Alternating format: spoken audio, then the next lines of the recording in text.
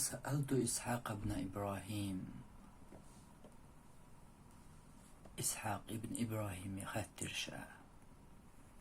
قلت شائلر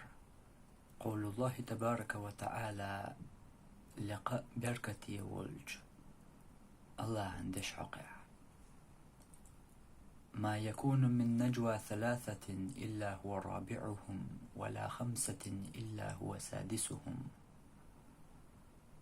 قان قمع المتخل ويقول تارت الله والشبان يبقي أن متخل يهلو تارت الله والشبان كيف تقول فيه هو إردرات آية حقع أهل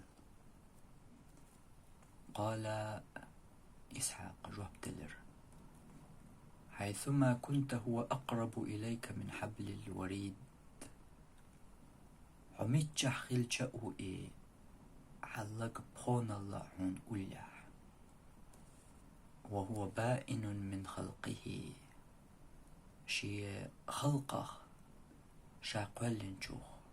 حقل الشأواتي قلت لإسحاق يغأ ترشا إسحاقية على العرش بحد طا عرش تياح تا دوزنت تا بارنت ويز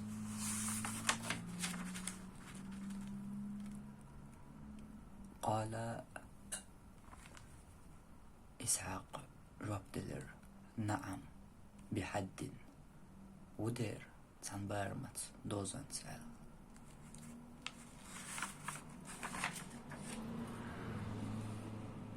إسحاق ابن إبراهيم قميل دهر طهر شباعي قوز طيبقيت طولغ شرح قلخنو ابن تيمية عبد الوهاب دنيا نشوء والي بأشش حال خلول شباعي قوز طيبقيت طولغ شرح قلخنو